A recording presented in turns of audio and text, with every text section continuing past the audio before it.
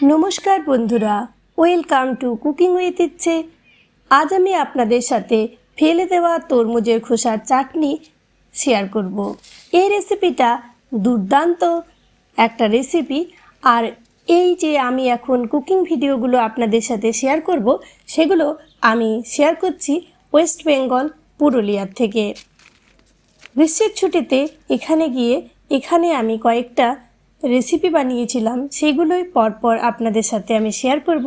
আশা রাখি আপনাদের ভালো লাগবে। রেসিপি বানানোর জন্য আমি এখানে কয়েকটা গন্ধরাজ পাতা তুলে নিচ্ছি। গন্ধরাজ লেবুর পাতার গন্ধ এতটাই সুন্দর যে একবার এর ঘ্রাণ নিয়েছে সে কখনোই ভুলতে পারবে না। আর রেসিপি বানানোর জন্য তরমুজ আগেই আমরা খেয়েছিলাম, সেই তরমুজের খোসাগুলো ফ্রিজের মধ্যে রাখা ছিল।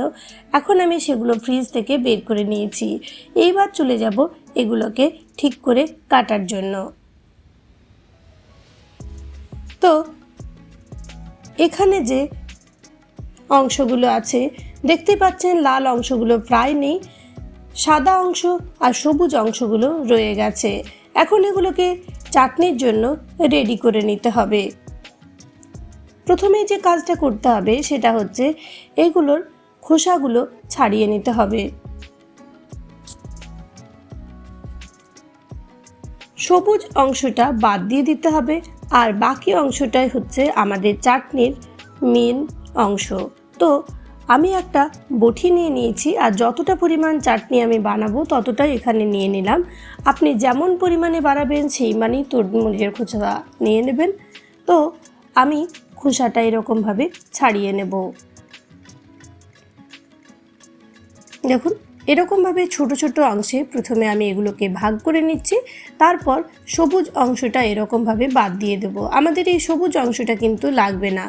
আমরা সবাই এরকমভাবে তরমুজের খোসার এই অংশটা ফেলে দিই, কিন্তু এটা যদি আমরা এরকমভাবে রেসিপি বানিয়ে নিই সেই রেসিপির স্বাদ কিন্তু দুর্দান্ত হয়। আর হ্যাঁ বন্ধুরা, আজকের রেসিপি যদি আপনাদের ভালো লাগে প্লিজ একটা লাইক দেবেন, কমেন্ট করে জানাবেন যে রেসিপি কেমন লাগছে। আর চ্যানেলে প্রথম দর্শক বন্ধু হলে প্লিজ ফুল ভিডিওটাকে ওয়াচ করে চ্যানেলটাকে সাবস্ক্রাইব করতে ভুলবেন না যেন। পাশে থাকা বেল বাটনটা অবশ্যই অলে সেট করে দেবেন। আর আপনাদের যদি কিছু সাজেশন থাকে অবশ্যই আমায় কমেন্টের মাধ্যমে জানাতে ভুলবেন না যেন।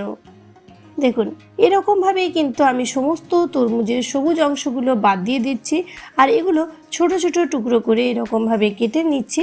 তাহলে আমাদের পরবর্তী পর্যায়ে কাজটা করতে সুবিধা হবে।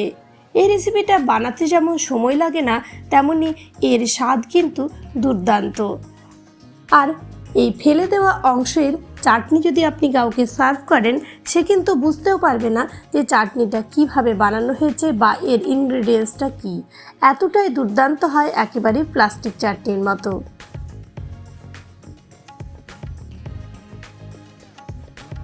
চলুন, কথা বলতে বলতেই আমাদের কিন্তু তরমুজের খোসাটা ছাড়ানো হয়ে যাচ্ছে। সবুজ অংশটা দিলে তেতো লাগতো, তাই সবুজ অংশটা আমি বাদ দিয়ে দিলাম।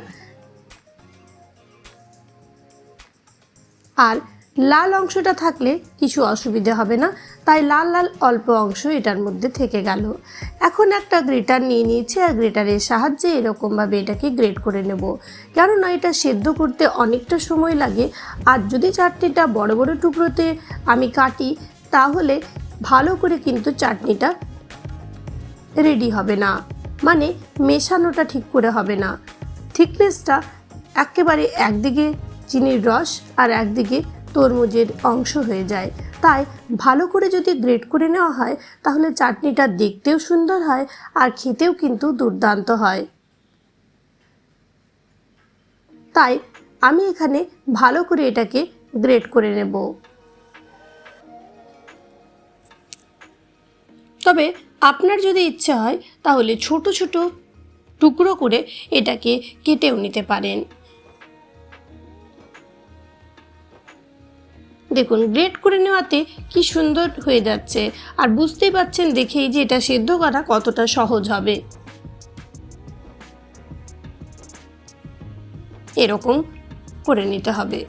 এইভাবেই বাকি তরমুজটাও আমি ধীরে ধীরে গ্রেড করে নেব। আর আপনারা সামার ভ্যাকেশনে কে কোথায় গেছেন নিশ্চয়ই আমায় কমেন্টের মাধ্যমে জানাতে ভুলবেন না। জানো, আমি গিয়েছিলাম বাপের বাড়ি, আর সেখানেই সামার ভ্যাকেশনের বেশ কয়েকটা ব্লগ বানিয়েছি। ধীরে ধীরে সেগুলো আসবে, একই সাথে হয়তো দেব না, পরে আবার অন্য সময় দেব। দেখুন, হয়ে গেছিল আমাদের তরমুজের খোসা গ্রেড করা। এখন একটা কড়াই বসিয়ে দিয়েছি, কড়াইয়ের মধ্যে দেব অল্প একটু হোয়াইট অয়েল। আপনি চাইলে সর্ষের তেলেও কিন্তু রান্নাটা করতে পারেন। মাত্র 2 চামচ তেল দিলাম, যথেষ্ট হেলদি এই রেসিপিটা। দিলাম অল্প একটু পাঁচফোড়ন, বেশি দেব না। তারপর আমাদের রেডি করে রাখা তরমুজের হোয়াইট অংশটা এটার মধ্যে দিয়ে দেব। যেহেতু জল আছে তাই প্রথম অবস্থাতে দিলে এরকমভাবে একটা ধোঁয়া বেরিয়ে আসবে। তারপর এটার মধ্যে অল্প একটু কালারের জন্য আপনি দিতে পারেন হলুদ, আবার নাও দিতে পারেন, দিলে কালারটা আরও ভালো আসে। আর দেব সামান্য পরিমাণে অল্প একটু 1 পিঞ্চ নুন। ভালো করে মিশিয়ে নেব। আঁচটা কিন্তু আমি একেবারে লো করে দিয়েছি। এখন ভালো করে সমস্ত কিছু একটু মিশিয়ে নেব।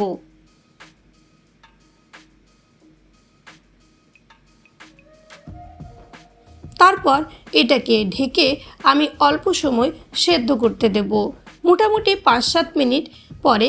দেখুন, এটা জলটা অনেকটাই মরে গেছে আর এটা কিন্তু সেদ্ধও হয়ে গেছে।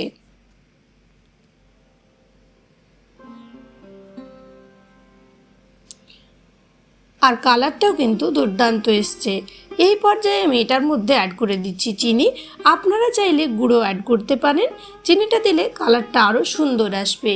মিশিয়ে নেব চিনিটার সাথে, আর চিনিটা দিয়ে অল্প সময় নেড়ে চেড়ে নিতে হবে। চিনিটা দিতেই দেখুন আরও চিনির রস শুরু হয়েছে, আর এটা একেবারে জল জল হয়ে যাচ্ছে। এখন এটাকে আরও অল্প সময় ভালো করে এরকমভাবে মাঝে মধ্যে নেড়ে চেড়ে কম আঁচে ফুটিয়ে নেব, যাতে এটার মধ্যে চিনির বাইন্ডিংটা খুব সুন্দর আসে আর এটা দেখতে এবং খেতে দুর্দান্ত হয়। দেখুন, বেশ 3-4 মিনিট কম আঁচে নেড়ে চেড়ে মাঝে মধ্যে এরকমভাবে ফুটিয়ে এটা কি সুন্দর রেডি হয়ে গেছে। এখন এটার মধ্যে আমি দিয়ে দেব অল্প একটু কাজু, ছোট ছোট টুকরো করে নিয়েছি সেটা। তবে আপনি এটা নাও দিতে পারেন, এটা একেবারেই অপশনাল। ভালো করে অল্প একটু মিশিয়ে নেব, দিলে টেস্ট যেমন ভালো হবে তেমনই এটার স্বাস্থ্যগুণও বেড়ে যাবে। দিয়ে দিলাম ফ্লেভারের জন্য অল্প একটু এলাচ।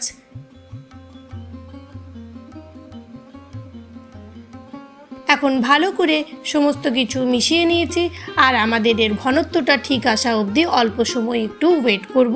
কম আছে অল্প একটু ফুটতে দেব ফ্লেভারটা ভালো করে অ্যাড হওয়ার জন্য, আর এটার ঘনত্বটাও ঠিকঠাক করে রেডি করার জন্য। তারপর এটাতে মেন যে আমরা ফ্লেভারটা আনবো সেটা অ্যাড করব। এখন এটা একেবারে পারফেক্টলি রেডি হয়ে গেছিলো। দিয়ে দেবো 2টো গন্ধরাজ লেবুর পাতা, তারপর ঢেকে রাখবো পরিবেশন করার আগে অবধি। আশা রাখি রেসিপি ভালো লেগেছে। ধন্যবাদ ভিডিওটা ফুল ওয়াচ করার জন্য। দেখুন, আমি সার্ভ করে দিয়েছি, কত সুন্দরভাবে রেডি হয়ে গেল। সবাই ভালো থাকবেন, সুস্থ থাকবেন।